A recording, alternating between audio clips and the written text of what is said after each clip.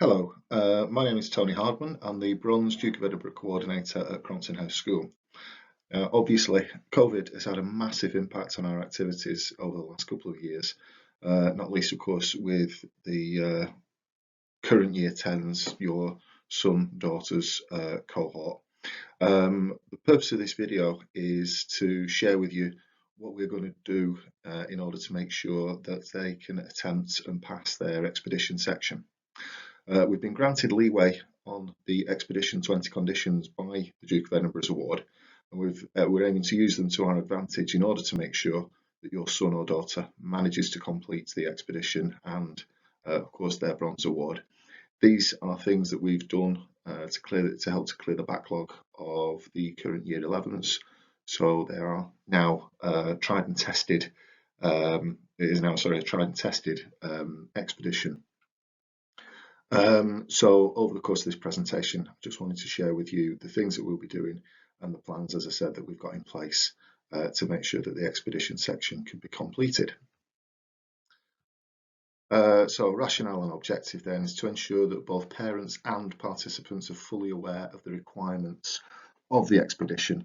I've already had a meeting tonight with the majority of the participants so that they're sure and clear on what's going on, but obviously wanted to share with parents and guardians the same information.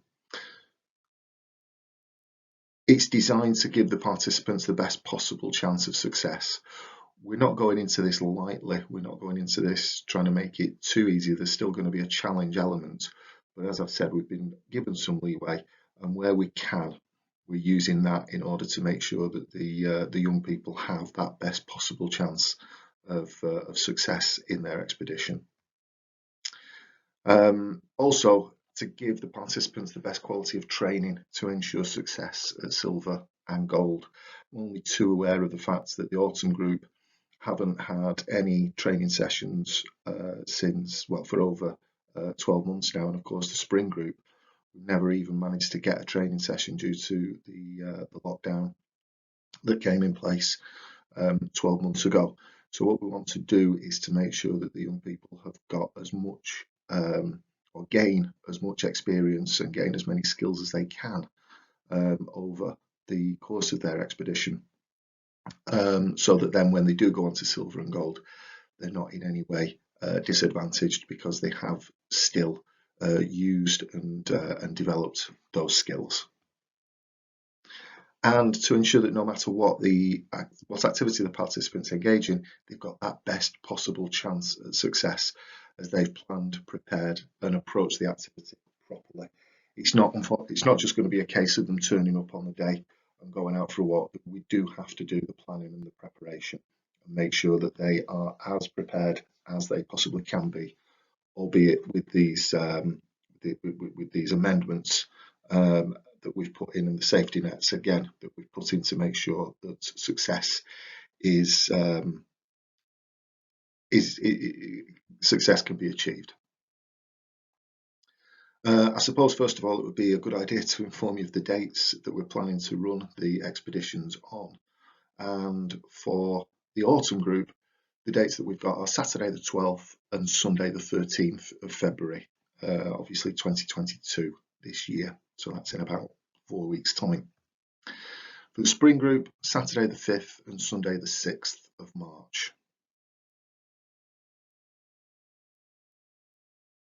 So we're calling this, and it is called by the Duke of Edinburgh's award, an expedition with a difference. We've still got the 20 conditions, but as I've said a few times already, some of them have been relaxed slightly. So for example, we won't be camping on the expedition. Equally, and I'll come to this later on, there is a minimum time of planned activity. It's not a minimum distance, and that minimum time of planned activity is 6 hours.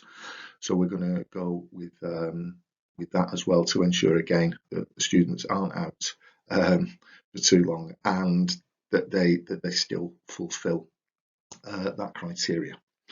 So the first one, these are the conditions that we really are having to uphold and to ensure that we've got the to ensure that we're still maintaining the integrity of the conditions that we can hit. So the first one is that there must be between 5 and 7 people in a team. The maximum number that the Duke of Edinburgh's award allow on an expedition is 7. The minimum number that they allow is actually 4, but we're going to go with 5 because in the unfortunate event that if somebody was to drop out because of illness or injury, then that group would be down to 4, and 4 is the absolute minimum. As soon as someone in a group of 4 then drops out, then the entire group unfortunately have to drop out. So that just gives us again a little bit of a safety net. We're looking at 5, therefore, between 5 and 7. The expedition must be of the correct duration and meet the minimum hours of planned activity, and as I've said, that is 6 hours. We are going to go for slightly longer than that because, of course, with us having such a large number of young people taking part in the award, and we've only got 6 routes, therefore on most of the routes we have to double up groups. We always want to try to keep at least half an hour between the groups so that they don't meet up and then become a group of more than 7.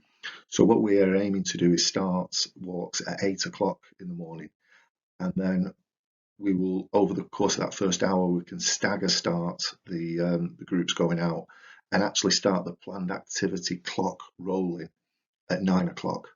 So we'll be aiming therefore for a finish on both days of around about 3 p.m.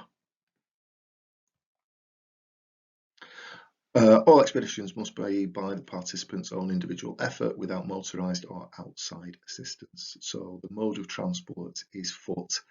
The young people are going to be walking, and for those who, again, I always say this before an expedition anyway, for those who think that the 6 hours of walking might be a little bit too much, then we have got a bit of time for them to develop, to build up fitness for that, and of course they can do that by checking, by going out and walking, maybe even walking part of the routes that they're doing, and I'll come to that shortly. All expeditions must be unaccompanied and self-sufficient. The team must be properly equipped, supervision carried out remotely. Well, we're going to take the word remotely there and we're going to play with it a little bit. Obviously, because of safety and the fact that the young people haven't necessarily, in some cases, even been out on a practice walk, we are going to make sure that remote supervision is close remote supervision. And again, I'm going to come to that slightly later on during the presentation. Groups must adhere to the mobile phone use policy as agreed with the expedition supervisor and assessor. This is very important because, of course, mobile telephones, whilst they are extremely useful and on expedition are really, very, very useful in order that we can track groups and get in contact with groups. The thing that we are going to stipulate this year is, yes, they can bring their mobile phones with them, but the use of the mobile phones is for emergency use only, and that is contacting members of staff if there is an issue or if they need to contact us because of maybe a navigational problem. But again, when I talk to you about the close remote supervision, that will all become hopefully a little bit clearer. Participants must behave responsibly with respect to team members, leaders, the public and animals. Again, it's nothing that I've got particular fear of with young people. It's just, again, one of the 20 conditions that we need to just point out.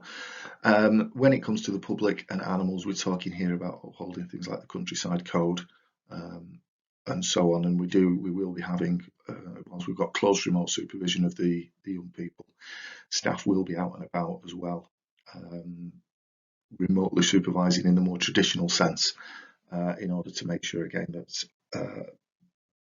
that that everything is basically left as it was on people's land. As I've said, yeah, must agree to the adhere to the countryside code, and that the participants must plan an appropriate expedition menu, which they will be doing during the training sessions, or during one of the training sessions, which is the next part of this slide here. So preparation for the expedition. We're actually going to provide the groups with maps and with the routes already on the maps. So usually in normal circumstances, we would ask the young people to make a copy of the map, make a copy of the route, onto a blank map. But we're just going to give them the map this time, in order that A, we get to save time, and B, that there are no mistakes made on the map which could cause a navigational issue. They need to familiarise themselves with the routes, and to that end we're going to run three training sessions, three preparation sessions for each group.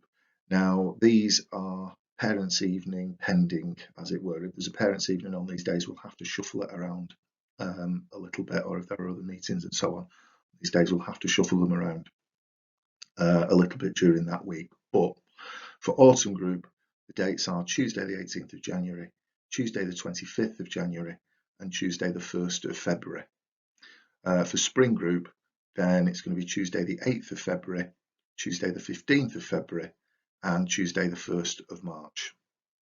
Now, when I was mentioning about fitness for walking earlier on, seeing as the young people have got the maps and that they will have been doing the preparation, we have got narrated videos, fly-throughs of the routes. They'll be creating a route card. There is nothing to stop at all the young people, maybe with their friends in their groups or maybe with parents, going out and walking part of the route in order to familiarise themselves. I will treat it quite basically as, if I don't know that if I don't know that it's happened, then it's not happened. Not that we would say anything if we did know that it had happened, but familiarisation isn't just a case of staring at a map, a blue line on a map, or watching a couple of videos. All of the routes are close to school. The routes run either from school grounds itself or from Littleborough up to Castleshaw in Delph, and then the way back is again from Castleshaw back through Shaw back to school.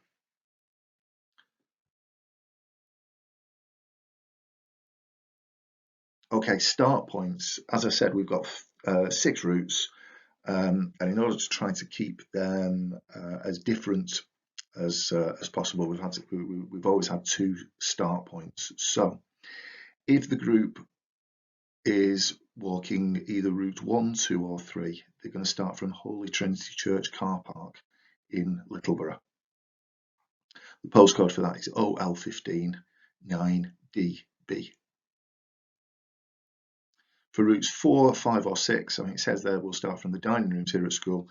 We will start from school. It will be most likely to be the school gates. I'm not sure on a Saturday morning whether we get access to the dining rooms. And of course, the meet time is going to be 7:45 a.m. That gives us 15 minutes there to do kit checks, to make sure that everything's in place, to make sure all the groups are ready, and then to start sending the groups out onto the expedition routes. Finish point on day 1 is the ultimate target is the Castleshaw Centre in Delph for all routes, and that is OL3 5LZ. There's a public car park there next to the Castleshaw Centre, which is where the groups will finish off. Now, as I said, we're only going to be doing it's 6 hours of planned activity. So what I will do around about 2 p.m. on day 1 is we'll assess the situation to ascertain where the groups are up to.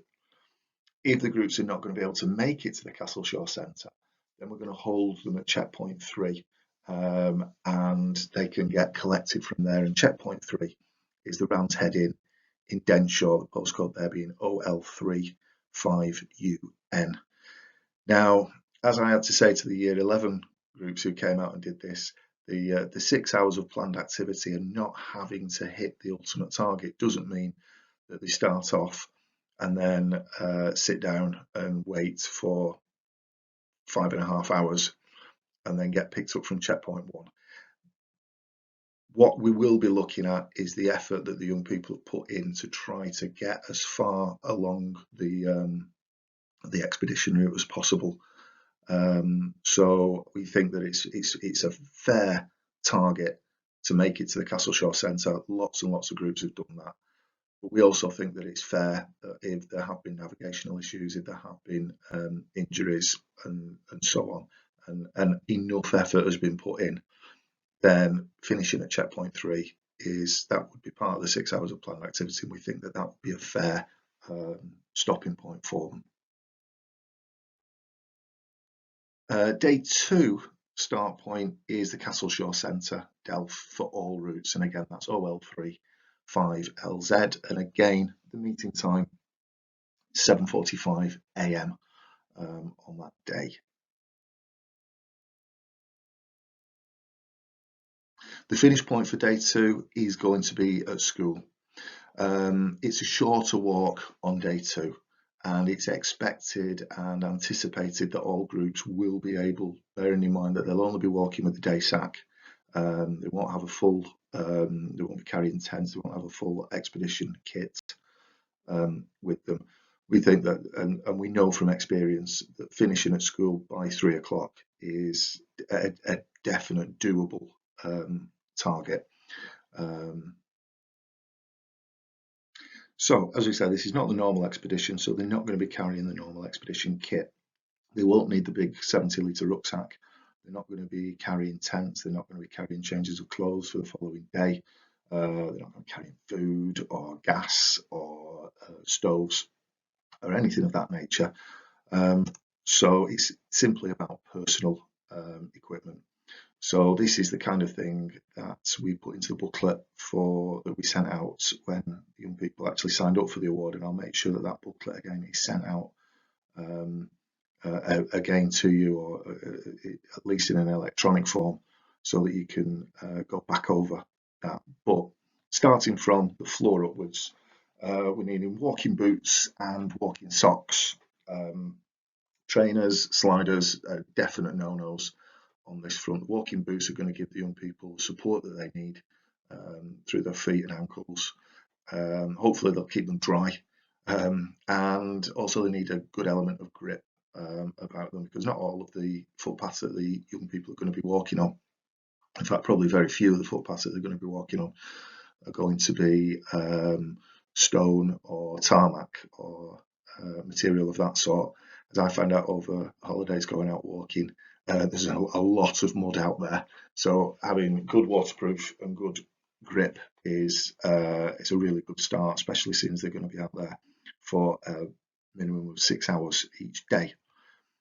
They will need a vest, for the upper torso, just to make sure that they are layered, because that's the best way, obviously, of keeping warm and of cooling down if needed. So I will always put a vest layer, a t-shirt or polo shirt layer, then a micro fleece, then a fleece, and then a waterproof coat. And obviously the waterproof coat is a non-negotiable, particularly in Oldham in February and March. If it is raining or sleeting, or dare I say it, snowing, then they must make sure that they've got the waterproofs on. That's a safety thing, and make sure that they're on and that they're done up.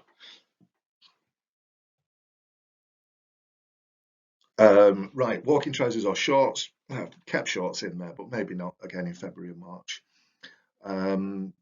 Not jeans, not sweatpants. We can get away, I suppose, with tracksuit bottoms, but again, not those sort of sweatpant tracksuit bottoms, because if they start to trail in the water and get wet, then all that happens is that it absorbs more and more and more water which A is going to make the young people cold, which becomes a safety issue, and B, they just get extremely heavy. And they must make sure that they've got waterproof over trousers, again, to wear in case or when the rain starts falling. For the girls, they often at this point will ask about leggings, and I would say yes, that is fine, but as long as they are decent quality sport leggings and not maybe the fashion leggings that, that are cheaper and that just they can, if they were to get snagged on a gatepost or something like that and rip, then we're faced with a potential problem on that front. So sport leggings, absolutely fine. Gloves, scarf, hat, hot drink and cold drink, they are absolute non-negotiables. They'll be checked before and they'll be checked afterwards, because again, we need to try to keep the young people as comfortable and as warm as possible. And obviously with the cold drink, we're aiming towards their water or squash or something of that nature, so that the purpose of it being that the young people are rehydrating. We're basically, as I'd say to the young people themselves, we're going for a walk around Oldham. We're not international athletes who require masses and masses of Lucozade and so on. The best drink that, to our mind, that the young people could have in order to rehydrate would be water, and we'd be looking at them bringing a minimum of around about a litre of water or squash. In terms of the hot drink, it doesn't have to be a huge family thermos. I would definitely, something like one of the 500 millilitres stainless steel flasks that you can get from the supermarket, absolutely perfect. The hot drink is there as a safety measure in case the young people are getting too cold. The best way to warm them up quickly is to get a hot drink inside of them. And again, that could be coffee, tea, hot chocolate, Vimto, whatever the hot drink is of their choice. Map case, compass, whistle, and emergency rations. Well, we're providing the map, but obviously they must bring that with them.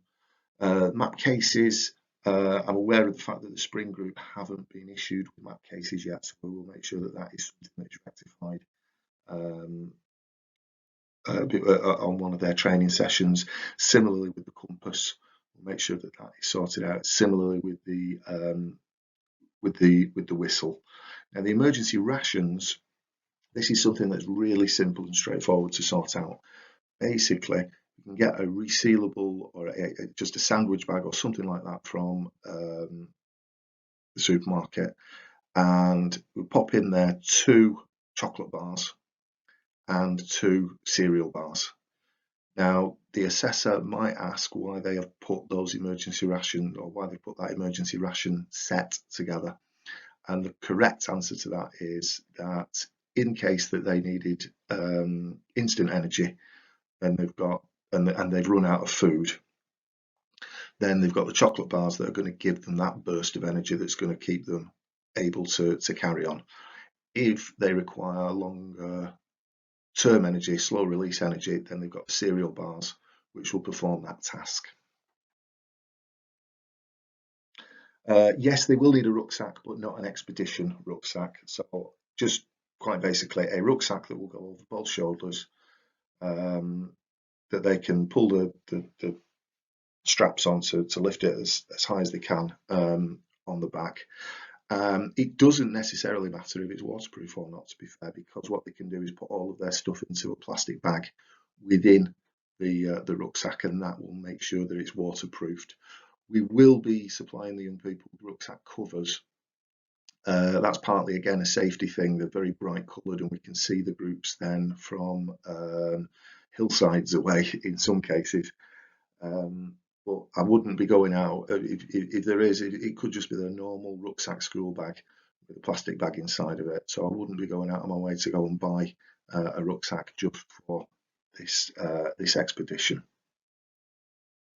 A couple of other things that sprung to mind when we were putting this together is, obviously with COVID, We've got to be thinking about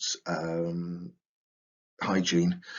And it's very difficult, of course, when you're out on the expedition to wash your hands. So things like baby wipes are an absolutely brilliant way of cleaning hands, getting rid of dirt and stuff like that off of hands. As long as, and again, we're thinking back here to the countryside code, as long as the ones that have been used are then stored away and then disposed of properly when the young people get back at the end of the day. And of course, we've all become very, very intimately acquainted with hand gels. They've got a small hand gel each, and that way they can sanitize their hands very quickly before eating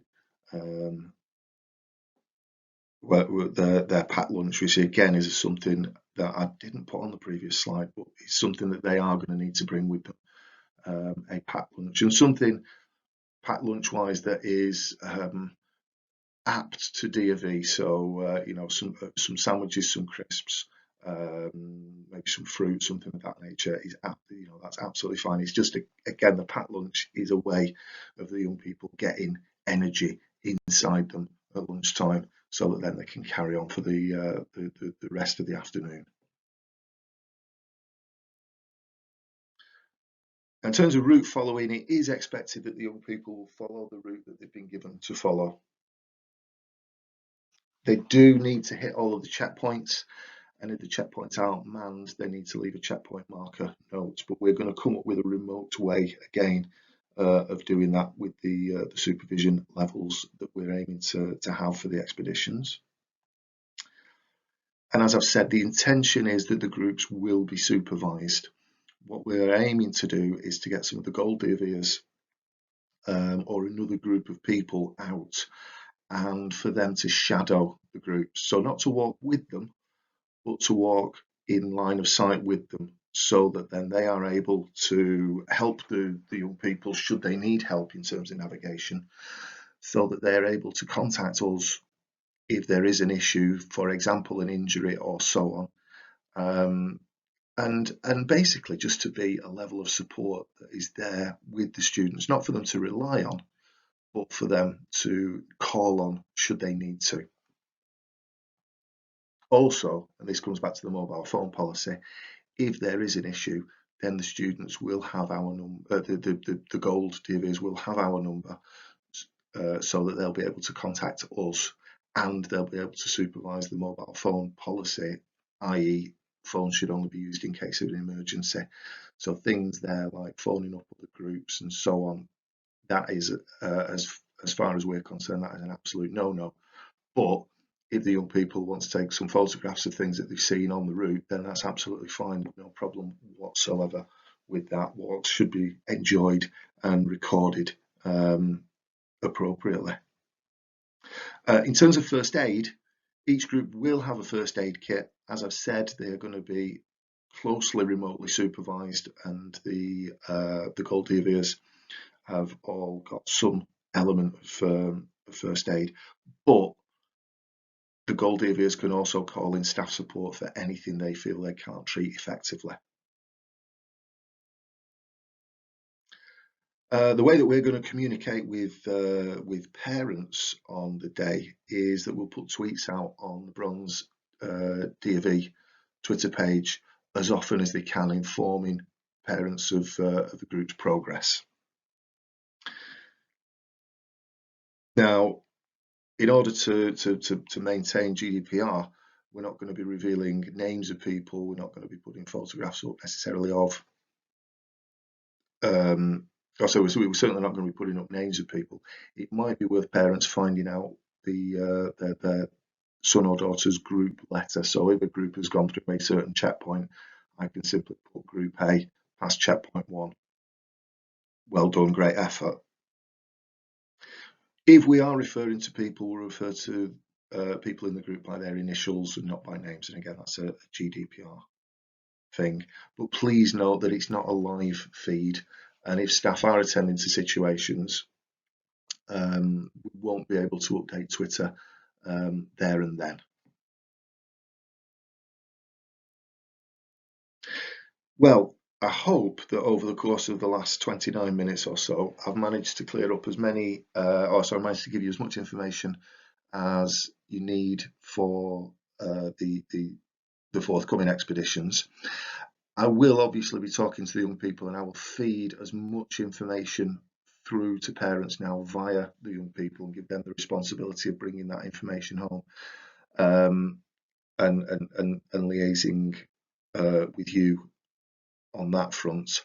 But I'd like to thank you very much for listening over the course of the last half an hour, and look forward to a very successful expedition with a difference over the course of February and March.